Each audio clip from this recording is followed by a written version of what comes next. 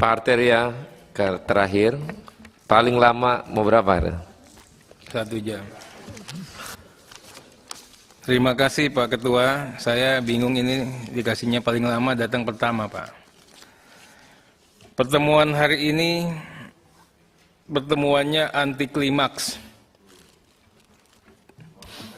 Jujur tidak menambah informasi apapun. Bahkan tidak menginformasikan apa-apa.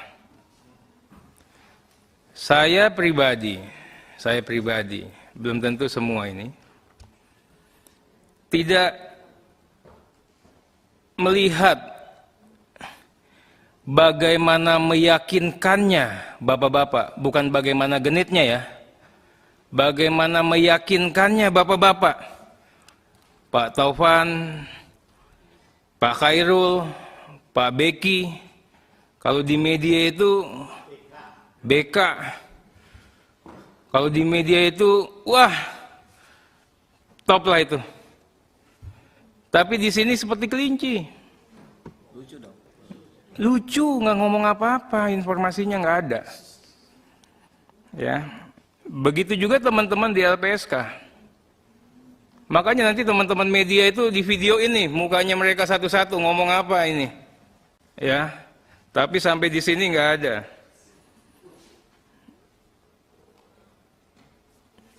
Beda Komnas HAM LPSK waktu bicara di hadapan publik.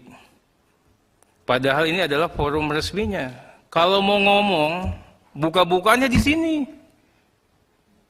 Lucu tadi, ini materinya materi penyidikan. Lah kemarin diomongin. Sekarang materi penyidikan. Takut di debat. Dulu diomongin, belok dikit ngomong, belok dikit lagi ngomong. Ya. Kemudian saya ingin sampaikan, ini untuk Bapak-bapak ketahui Pak, forum DPR ini panggung yang paling seksi Pak. Makanya masuk DPR itu susah banget. Setiap detik pastinya menarik untuk diliput, dibicarakan. Teman-teman media bingung, Arteria Dahlan kok tidak berucap satu kata pun. Karena kami berdisiplin untuk itu. Karena kami tahu 20 tahun Undang-Undang Polri ini juga harus kita jaga betul. Karena kami tahu TAP 6, TAP 7 ini juga harus kita jaga. Jadi kami bekerja dalam keheningan. Tapi kelihatan teman-teman dikasih panggung sedikit. Ya terlihat macam-macam ini. Kalau memperlihatkan kinerjanya boleh. Tapi kinerja yang benar. Kinerja yang tidak salah-salah. Kinerja enggak yang putar balik. Berani jujur hebat. Ini saya sampaikan, yang disampaikan tadi itu nggak menarik. Ini ada diagram Pak, diagram. Makanya Pak Roni, saya tanya tadi belum Pak Mahfud mau berhenti. Pak saya mau ngomong 1 menit. Coba teman-teman perhatikan apa hasil dan pendapat mereka sebelum tanggal 23 atau maksimal tanggal 25. Semuanya bilang Brigadir J itu tersangka dan pembunuh. J, bukan E. Dong. Tersangka pembunuh ya. Yang korban itu korban, pelaku pelecehan seksual. Pelaku melecehkan dan mencoba menembak ya. Itu kan? Brigadir J. Mudah-mudahan nggak ngantuk ini buat membangun teman-teman. Ya. Cerita ini nggak akan jadi cerita, makanya media juga harus lihat sequence-nya, perhatikan betul. Apakah mereka bekerja benar? Lihat, kalau tanggal 23 ke bawah dia bilang belain yang namanya yang meninggal, itu top. Ini semua setelah tanggal 25. Konyolnya lagi setelah tanggal 9, setelah Pak Sambo ditetapkan jadi tersangka. Al-Imran 26. Kulillahumma malikal mulk tu'ti mulka man tasya wa tanzi'ul mulka man tasya wa tu'izzu man tasya wa tuzillu man tasya biyadikal khair. Ya. Begitu orang udah tumbang, dihina sehina-hinanya. Ini loh yang ingin saya sampaikan. Kita bernegara lebih sehat. Nanti saya kasih sekuensnya, termasuk detik demi detik pembicaraan bahwa yang mengatakan Yosua itu yang salah.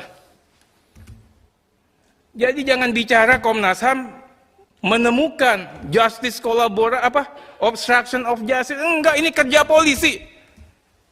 Hebatnya polisi mau mengkoreksi dirinya sendiri, bukan karena KLPSK. Nanti sekuensnya dan bukti-buktinya bisa teman-teman lihat, gampang sekali.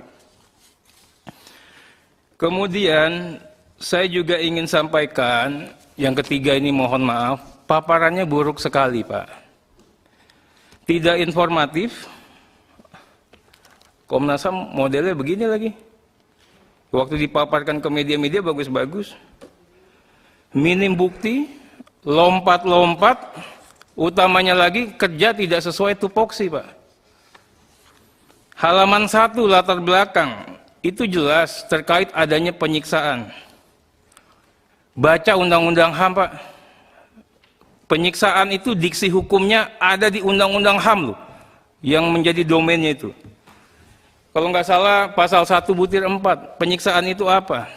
Makanya saya tanya, isu HAM-nya di mana? Kemudian juga pemenuhan unsur pasal 1/6, pelanggaran HAM. Apanya akses to justice, apanya fair trial, semuanya jalan. Nggak pakai Komnas HAM, semuanya jalan ini. Tanya sama media. Nggak pakai Komnas HAM, jalan. Ya. Pertanyaan saya, apakah polisi tembak polisi itu isu HAM? Ini serius nih, butuh pengkajian makanya. Ya, kalau begitu nanti saya kasih banyak Pak. Polisi tembak polisi yang kemarin Pak. Jawa Tengah. Kok diam aja? Jawa Tengah. Hah? Kemana? Itu loh. Nah, isu HAM-nya di mana? Atas isu HAM tersebut, terbit kewenangannya seperti apa? Enggak semua terbit kewenangan Komnas HAM. Atas isu yang mana terbit kewenangan yang mana? Saya minta dijelasin. Tadi enak aja ngomong pasal sekian, bacalah, teman-teman pada nggak baca nih, debat lagi. Kalau gitu saya pakai undang-undang, saya bisa halalin semuanya. Itu adalah kewajiban dan tupoksi DPR. Ngeri DPR Pak. Semuanya bisa kita ituin Pak. Kalau main modelnya penafsirannya begitu. Berikutnya pembentukan tim pemantauan dan penyelidikan. Itu jujur ya. Saya mau nanya Pak Ketua, itu haknya di mana? Kewenangannya di pasal berapa? Tadi kan disebutin tuh pasal. Coba baca baik-baik pasalnya Pak. Dalam rangka apa? Apakah kematian Yosua? Apakah Yosua sebagai pelaku pencabulan? Apakah Baradae atau apa? Ini yang dikatakan tadi, ini kita tidak bicara semata-mata motif Pak. Ini kita bicara yang namanya info pendahuluan.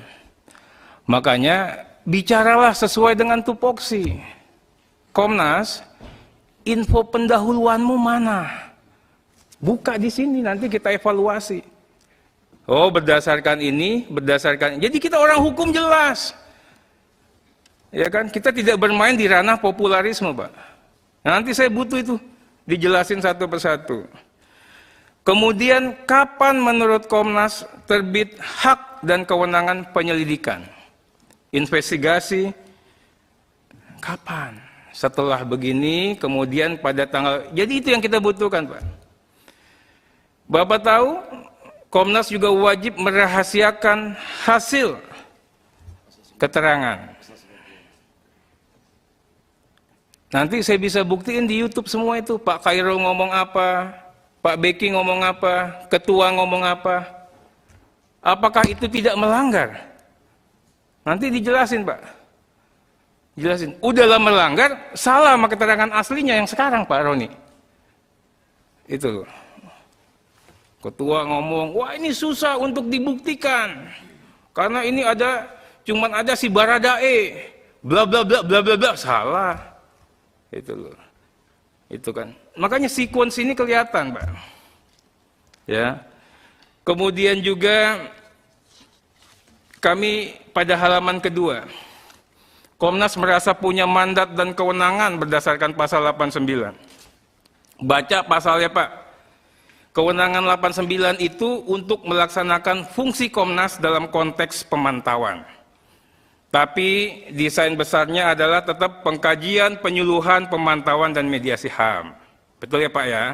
Bukan kayak polisi. Kemarin ini bapak-bapak kerja kayak polisi, hasilnya salah. Ini publik terhipnotis juga. Saya ingin kita sehat bernegara lah. Nah, kemudian bapak baru bisa bekerja kalau peristiwa yang timbul berdasarkan sifat wajib patut diduga terdapat pelanggaran HAM. Ini. Nanti terima kasus 12 Juli. Ya kan? Jadi saya bicara imparsialitas, independensi, transparansi. Mohon maaf ya, nggak percaya. Saya pribadi nggak percaya. Untung aja nggak ada kejadian seperti LPSK itu. Kalau ada berita terima-terima uang lebih nggak percaya lagi saya. Untung di sini nggak ada, Pak. Itu loh. Nah, kami ingin tanya, Pak. Ini atas dasar apa sih ini? Poin 1, 2, 3, 4 ini dibuat. Kalau orang-orang investigator, Pak, apalagi yang suka scientific crime investigation, dia nggak nyosor ke sana dulu. Ada yang lain yang diambil. Ini namanya buang-buang duit. Itu loh, Pak. Nah, saya ingin tanya juga, indikasi fakta peristiwa nih, kok outputnya ini kayak apa ya? Outputnya indikasi obstruction. Hati-hati loh, Pak, bicara obstruction. Ya kalau bicara obstruction, semuanya bisa kena, Pak.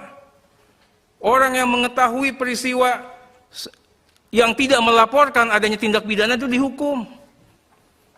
Wah, ini Bapak bikin geger ini. Nanti bisa tinggal di list, publik kan nggak bodoh. Siapa yang tahu sebelum tanggal 11? Nah, hati-hatilah melontarkan itu, Pak. Kemudian juga terdapat ancaman, yang mana ini?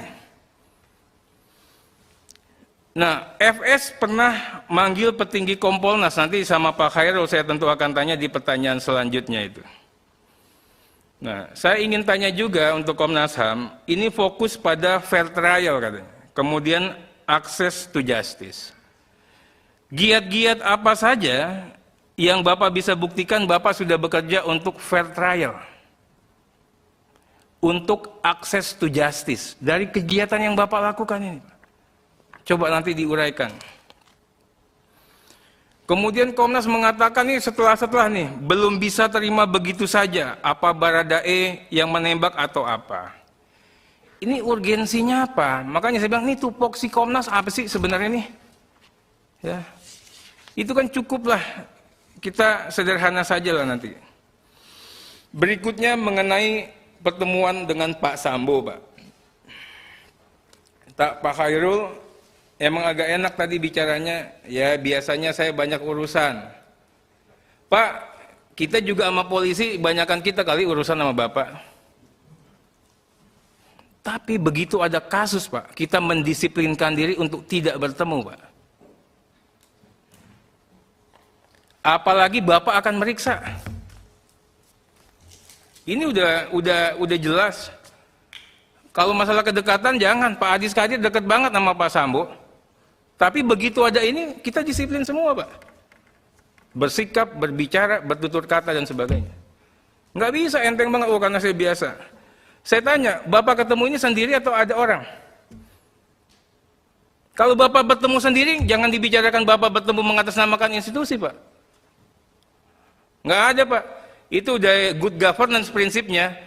Setiap orang mau ketemu, bawa orang yang betul nggak Pak Komnas? Ada orang satu. Tidak boleh pertemuan satu pihak. Nah, kita sulit bicara apa, hanya Bapak dan Tuhan dan Pak Sambo yang tahu. Nah makanya kalau mau kita bicara benar, ya sulit Pak. Tapi kami tahu banyak salah orang, nggak pernah kita ungkap seperti sekarang ini. DPR tuh salahnya orang banyak, kita nggak pernah ngomongin Pak. Yang kedua, mengenai tanggal 7, adanya ancaman pembunuhan. Nah, ini saya ingin diuraikan, dijelaskan logika akal sehat. Tanggal 7 itu kejadiannya kan masih di Magelang. Masih acara ulang tahun, Pak. Iya, Pak, ulang tahun perkawinan, ya kan? Nah, nanti kita minta Bapak jelasin lagi ke kita, ya. Kalau dikatakan informasinya dari Ibu Vera. Ibu Vera itu testimonium di auditu, Pak. Orang yang tidak melihat, dengar, alamin sendiri, cuma dia dapat telepon dari Sambo. Masa itu yang jadi pegangan? Kemudian itulah yang Bapak ekspos keluar. Kan konyol, Pak. Iya kan? Oh, cuma telepon-telepon orang aja ini. Nah, ini kita ingin tahu, Pak. Nah, berikutnya Pak Topan, tanggal 4, Pak Topan. Ini tonnya Komnas, Pak, atas nama institusi, Pak. Kami kesulitan mengungkap kasus kematian Brigadir J. Sampai saat ini belum dapat dipastikan berapa persen proses sudah berjalan.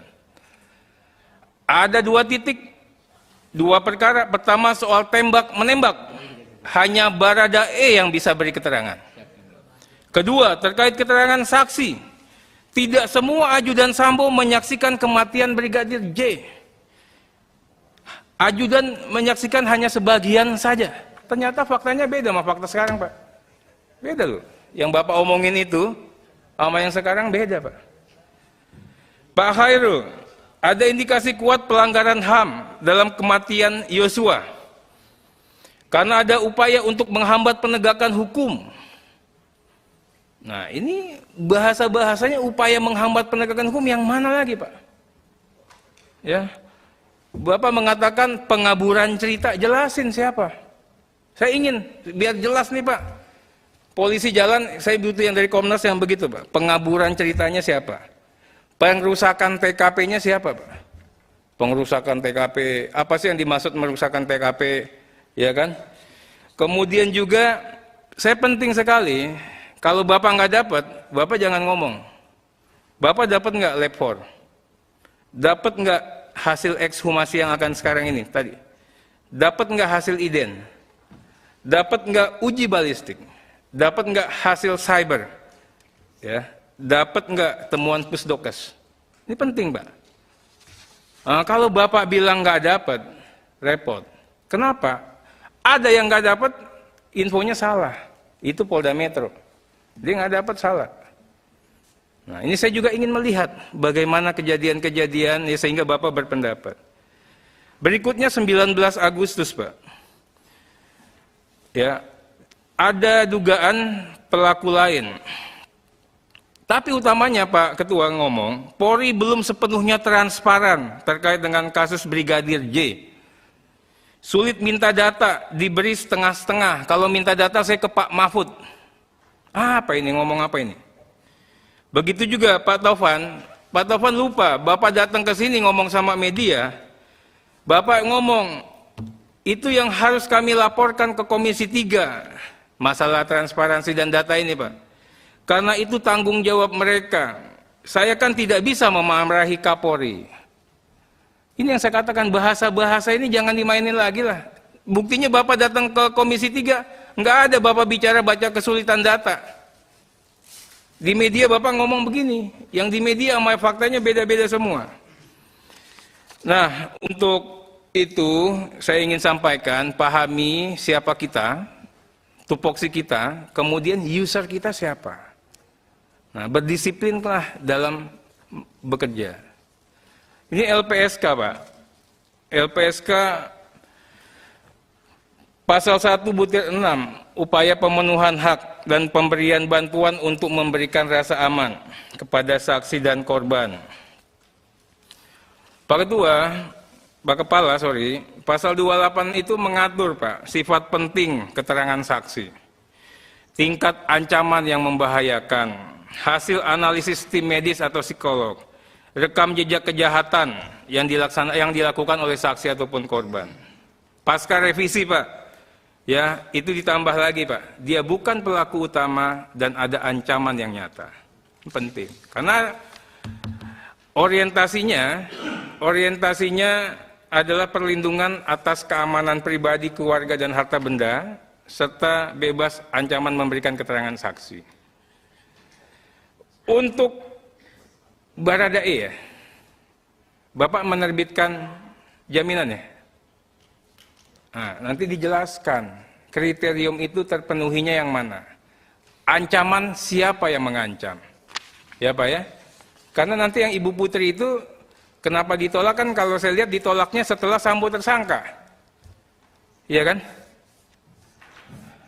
Kemana Sambo? Nanti lihat tanggalnya, Pak. Lihat tanggalnya aja. Ya. Berikutnya unik nih kita bicara Baradae, Pak. Baradae ini kan tidak hanya sebagai saksi, Pak.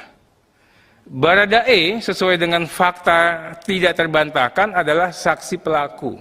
Ya, berdasarkan undang-undang revisi dia dilindungi, Pak. Nah, ini seberapa penting Baradae itu dilindungi oleh LPSK? Buka di sini, Pak, karena ada informasi apa yang akan diberikan oleh Baradae. Ini yang kita butuhkan. Ya. Kemudian,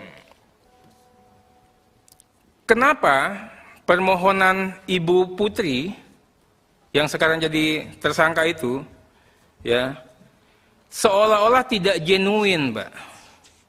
Makanya saya kata-kata bicara yang masalah pemberian sejumlah uang ini benar apa enggaknya saya jadi curiga. Kenapa begitu? Ibu Putri baru ditolak itu tanggal berapa, Pak? Hah? 15. Sambo jadi tersangka tanggal berapa? Tanggal 8 atau 9, ya. Seminggu setelah Sambo tersangka. Udah jelas barang ini mati, berani, Pak, tolak. Takut Sambo bangkit. Iya kan? Oh, kalau belum tersangka bisa macam-macam ini. Izinkan kami untuk percaya itu, Pak, dan berprasangka. Ya. Kemudian, Pak, bicara penolakan Ibu Putri dulu, Pak. Ini kan dia korban 289 sama 335, pelecehan sama kekerasan seksual. Kalau itu betul, Pak, salah, dan ini kan terbukti salah, LPSK kok diem aja? Bawa dong pengacara-pengacara yang bohongin Bapak itu. Ya, urus proses, jadi kita tahu mana emas, mana loyang. Kenapa saya butuh? Karena ada uang-uang yang tadi. Kalau nggak ada uang-uang yang tadi, saya lupain, Pak. Itu. Begitu juga Baradae, Pak. Jadi alasan yang Bapak ini panjang lebar, ada 7 alasan penolakan PIS. Ini alasan benar, tapi dibuat setelah Sambo tewas. Waktu Sambo belum tersangka nggak berani nerbitinnya. Itu loh. Berikutnya, pertemuan dengan Pak Sambo. Siapa yang menghubungi nih, dua-duanya nih, Pak Khairul, siapa yang ngubungin Bapak dihubungin Pak Sambo, LPSK, siapa LPSK-nya dihubungin Pak Sambo atau yang siapa? Dalam rangka apa? Di mana? Apa Pak Sambo yang datengin atau Bapak yang datang? Ini anak buahnya siapa? Hadir nggak anak buahnya nih, LPSK? 2 orang. Mana? Nah, besok kita hadirkan, Pak. Ya. Ini ada titipan Bapak untuk kalian berdua. Kalau anak buah dapat, bos nggak dapat. Ini kan kami juga agak curiga. Bukan saya berprasangka, Pak. Ini kita ingin sehat-sehatan aja lah. Nah, kalau begitu nanti Bapak ngomong, Pak Hasto mengatakan, saya tidak terima uang. Semua komisioner, jadi jelas. Makin berani nih kita main nama LPSK, makin berani. Nah, staf itu untuk siapa? Yang antar itu siapa? Biar jelas juga, Pak. Nah, kemudian LPSK mengirim informasi, Pak, terkait dengan rekayasa CCTV. Ini kan sebenarnya tanpa dibicarakan, tapi kalau diomongin kan jadi masalah. Ini diedit, dampak editannya itu apa? Gangguannya terhadap penyidikan itu sejauh mana? Kalau nggak ada gangguan ya nggak apa-apa. Ya kan, misal orang nusuk pakai lagu metal, lagu romantis juga yang penting orang mati. Nah ini maksud saya itu seperti apa, Pak? Dampaknya. Kemudian ada ancaman pemberitaan media itu seperti apa terkait Bu Putri ini yang masalah. Dijelasin lah ya, biar lebih ini, Pak. Kemudian Wadir Krim Pak Jerry. Pak Arteria, sebentar. Itu lembaran tinggal berapa lagi ya? Hah? Berapa lagi? Masih 8, banyak? Masih banyak, tapi Oh, udah saya jangan. satu lembar. Oke, makasih. Ya. Ini memang Jerry ini problem, Pak. Masalah kita, masalah polisi mungkin. Ya. Kalau Bapak lihat keluhan terhadap Jerry itu mungkin banyak. Itu loh. Nah, kami ingin yang masalah ini juga dibuat khusus ini. Karena saya yakin saya butuh bantuan Pak Hasto juga untuk bisa mengetahui Jerry ini memang kan sekarang dikesankan anak-anak itu sebagai korban, Pak. Disuruh melakukan, dipaksa sama atasannya. Saya melihatnya untuk level kayak Jerry ini tidak seperti itu. Ini kesepakatan. Ini transaksional. Anda kerjakan, habis itu Anda naik jabatan sebagai apa. Itu loh. Ini yang harus dicermatin. Komnas juga lihat. Itu loh, Pak. Kalau tidak ada ruang, kalau dia disuruh, Pak, ya harusnya begitu Pak Sambo atau setelah dia melakukan, dia lapor ke atasan 2 tingkatnya. Pak, saya disuruh menyimpang. Saya salah, itu namanya orang benar, Pak. Yang ini juga nanti kami mohon Pak Hasto dielaborate lagi nih, terkait dengan masalah Jerry. Terakhir, Pak, saya disuruh singkat sama Pak Roni, yang masalah rutan, Bapak baca itu, Peraturan 3 2011 LPSK. Ya, kok kita bicara rutan, Bapak dipersenjatai dengan yang namanya safe house. At any time Bapak bisa buat safe house. Ya, jadi jangan bicara rutan. Rutan itu punya yang lain, institusi yang lain, Pak. Ya, saya mau belajar bagaimana kita bernegara sehat nih. Untuk LPSK nggak usah takut dikasih safe house anggaran negara. Ya Pak ya, jadi jangan aneh-aneh mikir ya Pak. Kita bicara hukum yang udah ada aja Pak. Terima kasih Pak.